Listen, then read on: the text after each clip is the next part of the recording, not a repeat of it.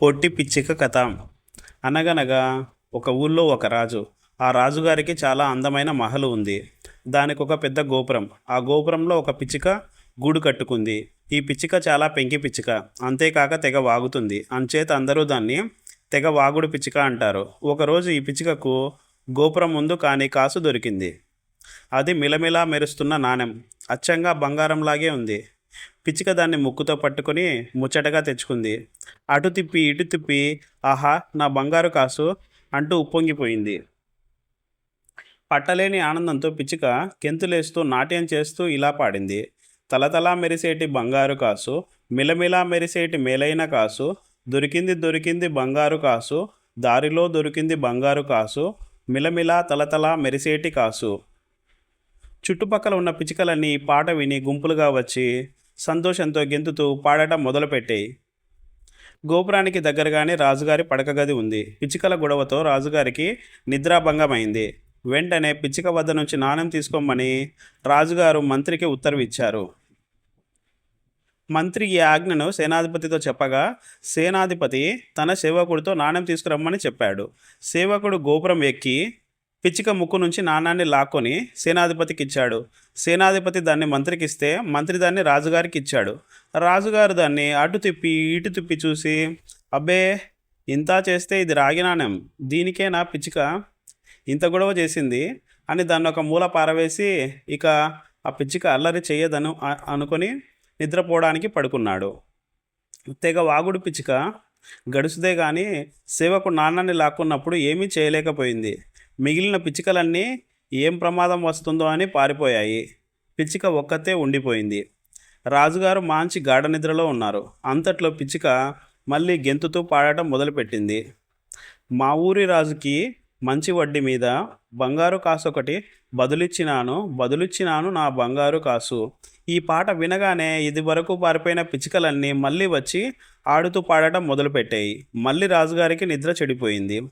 రాజుగారికి ఎక్కడ లేని కోపం వచ్చింది. వెంటనే పిచ్చుకను తన దగ్గరకు తీసుకురావాల్సిందిగా మంత్రికి ఉత్తర్వు చేశాడు. మంత్రి సేనాధిపతికి, సేనాధిపతి సేవకుడికి ఈ ఉత్తర్వును అందజేశారు. సేవకుడు చిత్తమని వెళ్ళి గోపురం ఎక్కి పిచ్చుకను పట్టుకొని సేనాధిపతికి ఇచ్చాడు. సేనాధిపతి ఆ పిచ్చుకను మంత్రికి ఇస్తే మంత్రి దాన్ని రాజుగారికి ఇచ్చాడు. రాజుగారు తక్షణం వంటవాడిని పిలిచి ఈ పిచ్చుకను తోటలో పాతిపెట్టమని అన్నాడు. వంటవాడు పిచ్చుక కాలికి ఒక తాడు కట్టి తీసుకుపోయి తోటమాలికిచ్చాడు. తోటమాలి దాన్ని నేలలో పాతిపెట్టాడు. తోటమాలి వెళ్ళిపోగానే రాజుగారి కుక్క తాను దాగున్న చెట్టు పక్క నుంచి బయటికి వచ్చి పిచ్చుకను తవ్వి తీసింది. కుక్కను చూసి మొదట పిచ్చుక భయంతో వణికింది. కానీ అంతట్లోనే ధైర్యం తెచ్చుకొని, కుక్క, నన్ను తినేస్తావా ఏమిటి అని అడిగింది. అవును, ఇప్పుడే అంది కుక్క. నా ఒళ్ళంతా మట్టితో నిండి ఉంది. నా రెక్కలు తడిసిపోయాయి. ఈ మట్టిని వదుల్చుకొని నా రెక్కలు ఎండబెట్టుకొని అప్పుడే నువ్వు తినడానికి రుచిగా ఉంటాను అంది పిచ్చుక. సరే, వేగం ఆ మట్టి తుడుచుకొని రెక్కలు ఎండబెట్టుకో అని తొందరపెట్టింది కుక్క. పిచ్చుక మట్టి దులుపుకుంటున్నట్లుగా ఒక గెంతు గెంతింది. ఒళ్ళంతా దులుపుకొని ఇంకో గెంతు వేసి రెక్కలు విదిల్చి ఆరబెట్టుకుంది. ఆ తర్వాత మరికొంచెం దూరం గెంతి తుర్రుమని ఎగిరింది. ఎగిరి ఎగిరి పిచ్చుక రాజుగారు నిద్రపోతున్న మందిరం దగ్గరికే వచ్చింది. దాన్ని తరుముకుంటూ అరుచుకుంటూ అక్కడికే కుక్క కూడా వచ్చింది. కుక్క అరుపులకి రాజుగారికి మళ్ళీ నిద్రాభంగమైంది. రాజుగారు చాలా కోపంతో లేచి కుక్కను చంపండి అన్నారు. ఇది విని మంత్రి అరుస్తూ అక్కడికి వచ్చాడు. రాజుగారు కోపంతో మంత్రిని చంపండి అన్నారు. అంతటా అరుస్తూ పరిగెత్తుకొని సేనాధిపతి వచ్చాడు. సేనాధిపతిని చంపండి అన్నారు రాజుగారు. వంటవాడు కేకలు వేస్తూ వచ్చాడు. వంటవాణ్ణి చంపండి అన్నాడు రాజుగారు.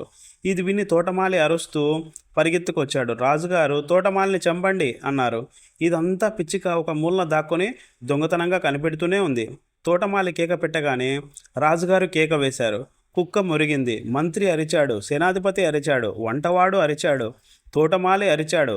అందరూ అరిచారు. రాజుగారు ఒర్లి తెలియని కోపంతో అందరినీ చంపండి అన్నారు. ఇదంతా చూసి పిచ్చుక ఇలా పాడుతూ ఎగిరిపోయింది: వట్టి పిచ్చివాడు మారాజు, పనికిమాలినవాడు మారాజు, బుద్ధి తక్కువవాడు మారాజు, ఇంకెక్కడా లేడు ఇటువంటి రాజు, కాజేసినాడు నా బంగారు కాసు, భూమి లోపల నన్ను పూడ్చిపెట్టాడు, మంత్రిని చంపమని కేకలేశాడు, సేనాధిపతిని చప్పట్లు చరిచాడు. వంటవాడిని పట్టి వధ చెయ్యమన్నాడు. తోటమాలిని చంపి పారేయమన్నాడు. వట్టి పిచ్చివాడు మారాజు, పనికిమాలినవాడు మారాజు, బుద్ధి తక్కువవాడు మారాజు, ఇంకెక్కడా లేడు ఇటువంటి రాజు అని పాడుతూ పిచ్చిక ఇటువంటి బుద్ధి లేని రాజుగారి రాజ్యంలో ఉండకూడదని ఎగిరిపోయింది. రాజుగారు నిష్కారణంగా కోపం తెచ్చుకున్నందుకు చాలా విచారించారు. పిచ్చిక కూడా తన నోటి దురుస్తనం మానుకోవాలని గ్రహించింది. అప్పటి నుంచి పిచ్చిక సుఖంగా బతికింది. రాజుగారు కూడా సుఖంగా బతికారు.